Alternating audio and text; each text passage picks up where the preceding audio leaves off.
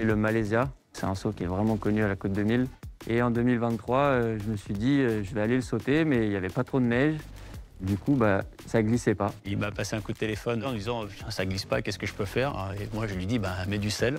Et je pensais qu'avec son pote, ils allaient mettre du sel sur 10 mètres au bout du tremplin. Non, ils ont salé d'en haut de la piste. Du coup, d'où le vol.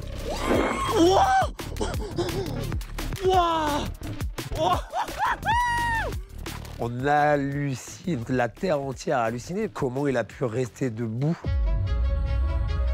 Ça m'a catapulté une vitesse. C'était hallucinant. À chaque fois que je faisais des essais, je passais à 1 mètre au-dessus de mon filmeur. Et le moment où je suis allé vraiment très très loin, j'étais à peu près à 18-20 mètres au-dessus de lui. Je suis allé beaucoup trop loin et beaucoup trop haut. C'est le record non officiel de distance. On l'a mesuré avec 3 différentes méthodes, donc à chaque fois 72 mètres de long. Je l'ai replaqué, je pense que les skis m'ont bien aidé parce qu'ils étaient très souples. Je suis arrivé vraiment ski parallèle dans l'axe et je pense que ça m'a bien sauvé. Il est rentré ici en me disant je me suis mis un gros vol. Il me dit j'ai tapé un peu fort, mais ça va, je vais aller faire un étirement et ça devrait passer. Et puis quand ils m'ont fait voir la vidéo, j'ai dit non, tu vas pas t'étirer, on va monter dans la voiture et puis on va aller tout de suite aux urgences. Et puis aux urgences, quand le médecin a vu le vol qui s'était mis, elle a dit tu bouges plus. C'est le dos qui a cassé, fracture L1 et fracture du sternum. C'était à refaire, je le referai, évidemment. C'était trop bien ce saut. Quand je parle de Jordi, j'en parle en rigolant parce que je dis il a perdu une vertèbre, mais il a pris 100 000 followers en plus. Et voilà, c'est ça l'histoire de Jordi.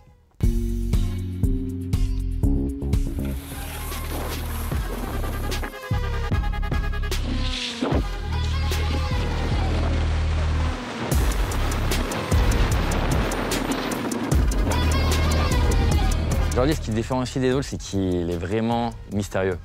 Si tu le connais pas, tu connais pas son visage, tu sais rien de lui, full black, full sand, il va tout droit, il va le plus long possible, il va aller le plus haut possible, il veut choquer les gens. Et du coup, des fois, il se met des surroites, il se met des crashs de fou, mais il dit « pas grave, on y retourne ». C'est ça qui est bon. Mon père m'emmenait beaucoup en forêt, donc ça c'est le meilleur apprentissage, la forêt. Et ensuite au ski de boss, j'en ai fait pendant à peu près 10 ans, c'était vraiment la technique pure. Donc ouais, le ski de boss c'est la meilleure école, tu ressors de là-bas, tu peux toucher à tous les types de ski. On sent que c'est un skieur qui sait tout skier, tu vois dans la bosse, dans le sand, on va dans le freestyle. C'est pas le skieur qui va faire les derniers tricks à la mode, les dernières figures. Il rentre pas dans cette catégorie-là. C'est un skieur unique, il a sa vision. C'est du spectacle à chaque fois qu'il skie.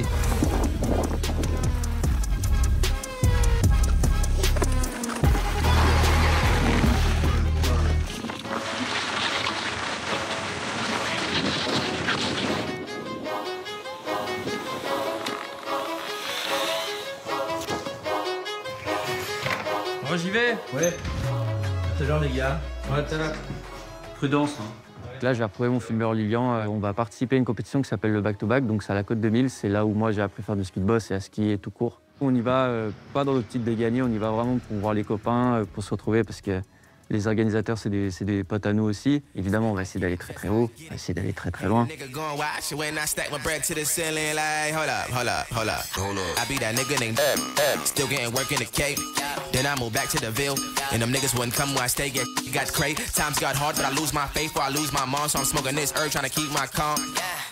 Back to back, c'est un événement qui réunit tout l'univers du ski libre, mais vraiment dans sa globalité.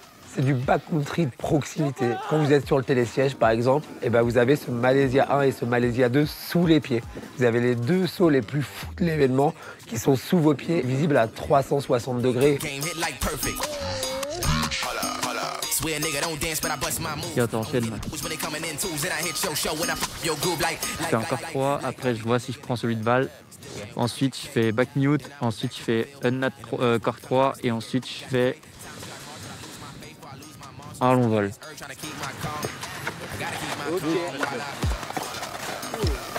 La météo elle est géniale, le ciel il est tout bleu. On décide de tous monter.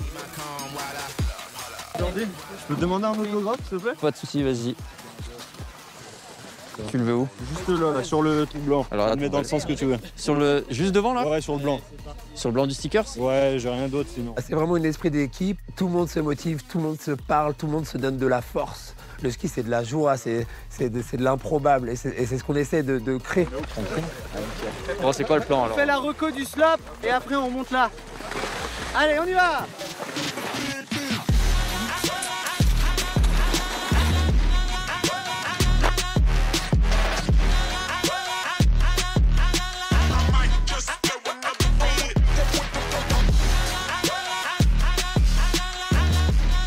Quand on arrive, en fait, on fait un run dans le slopestyle. Donc comme ça permet à ceux qui sont jamais venus sur la station de voir un peu comment est le terrain.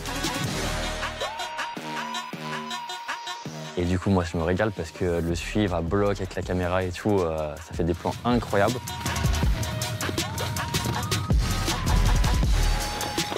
Il faut être un minimum bon skieur parce que pour suivre Jordan à fond dans les bosses, dans la trafole et tout, il faut avoir le niveau, sinon t'as plus de jambes.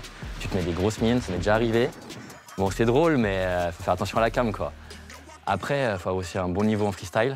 Du coup, je sais à peu près où me placer, je sais à peu près les longueurs des kicks, je sais à peu près où il va atterrir. Du coup, des fois, je lui dis saute un peu plus à gauche, saute un peu plus à droite, comme ça, je sais bien où me placer. Comme ça, il va atterrir pile devant la cam, ça rend nickel.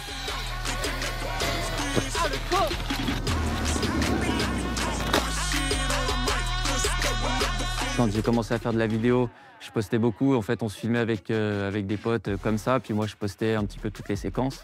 Et puis ça a commencé à bien fonctionner. Si tu veux te faire recruter par des marques et tout, maintenant, ce qu'ils regardent, c'est vraiment les réseaux sociaux. Il faut des abonnés, il faut que les vidéos elles soient virales pour avoir trouvé les filmeurs et réussir comme ça. J'ai commencé par les compétitions, donc du coup, ça a contribué à amener des résultats, ça amène à des sponsors. Et du coup, à chaque sortie, on se fait payer, on fait des vidéos qui sont payées.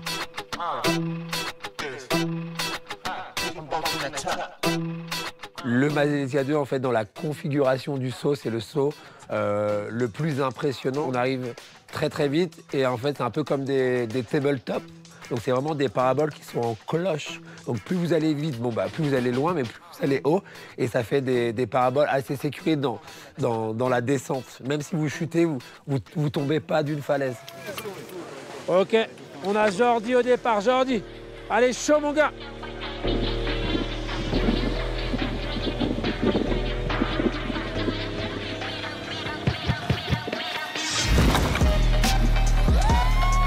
Mais what?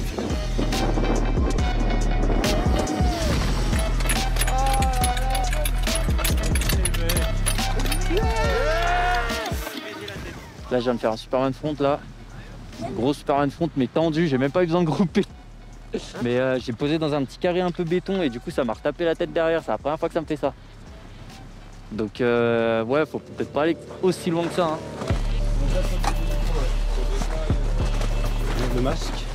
J'ai atterri en fait sur une plaque. Ouais. Ça m'a renvoyé en arrière, je t'ai dit, et puis ça m'a remis debout. Ça t'a sonné sur le moment? Un tout petit peu, ouais. Est-ce que t'as un vertige? Non. Non. Les feux sont verts, c'est bon? Allez. Les feux sont pas tous au vert, mais... Je vais faire plus attention, là, je vais y aller tout tranquille. Non, mais là, je suis allé trop loin, en fait, c'est pour ça aussi. Écoute, si ça évolue, s'il y a quelque chose qui apparaît ou quoi, n'hésite pas à revenir nous voir. Ok, ça marche. Si jamais, je reviens vous voir, mais ça va pour le moment. Merci beaucoup. Hein. Tu dis vraiment pas. Hein. Ouais, ça marche. Merci beaucoup. Ça m'a un tout petit peu étourdi, donc après, je me suis calmé un tout petit peu. J'ai attendu. Tu vraiment prends pas de risque. C'est Alors ça. Tu fais le Et stop. puis après...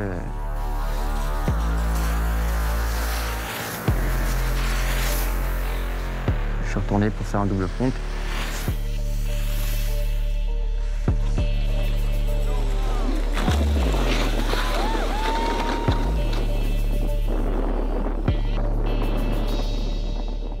À la base, Jordi, nous, c'est un jeune qu'on a pris sur Back to Back parce qu'on aimait vraiment le profil. Il a grandi, il a évolué. Les premières années, il faisait il essayait déjà de faire des triples fronts, il essayait de faire le spectacle. Et on voyait un peu un jeune qui était en train de se construire. On l'a poussé en fait avec Back to Back, pas dans le trou, pas dans le vide, c'est lui qui est allé tout seul. Et comme je lui dis, aujourd'hui, c'est toi qui as la visibilité et pas nous. Et donc, à toi de nous aider. Un peu sur la droite en remontant du saut parce que sinon, faut trop sniper. Ouais. Mais toi, tu la couches ou pas la voile? Tu coupes un peu à droite, donc ça réduit un peu de la distance. Moi, si tu veux, je peux la mettre sur le côté pour le premier. Ok, Comme ça. c'est comme ça? Ouais. Je te la mets de ton côté, comme ça, toi, tu vois le tissu, il est de ton côté. Ok. Et puis, tu peux décaler après derrière ou devant. Donc là, moi, je saute pas là. Enfin, je fais un essai. Faut quand même que je saute, je l'ai pas essayé encore. Ok, bah si tu veux faire un test, je te regarde comment tu sautes, moi tu me regardes passer et tu vois si... Donc j'y vais en premier et puis je te regarde après. Allez.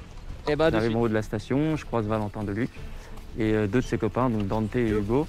Et je leur dis, bon bah les gars, prenez votre sous de voile et puis moi j'essaie de passer au-dessus. Donc au début on fait un check évidemment pour voir si c'est possible. Valentin il me regarde faire, donc je saute. Alors avec Jordi, il y avait une idée un peu qui gappe au-dessus de moi, donc au-dessus de ma voile, tu vois, donc il faut qu'il se mette un gros tir, un gros R. S'il est un petit peu trop bas à la vitesse où il passe, s'il chope ma voile, c'est sûr que ça va pas bien se passer. Le but c'était pas qu'il me touche, donc il sautait tellement haut qu'on avait quand même une marge, je pense, de bien 1 mètre. Il me dit à ce moment-là, bah écoute, on va suivre tous les trois avec mes potes speedriders. Et j'ai dit, ok, bah alors moi je me place, je te lève le bâton et puis je pars.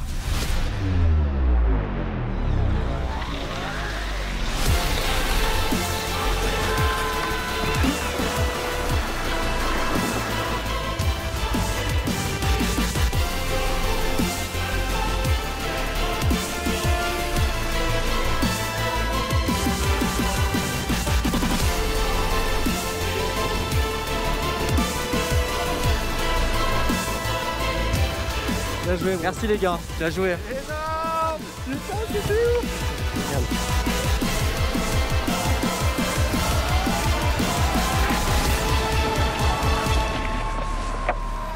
Mec, c'est le shot de l'année.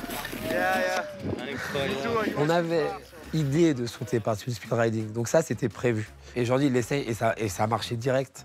Et ça c'est unique et ça on va le pousser. Le saut il est monstrueux, ça va hyper loin, je pense en longueur, on est à peu près à 30 mètres. Et puis eux ils passent pile poil en dessous, donc le shot il est fou.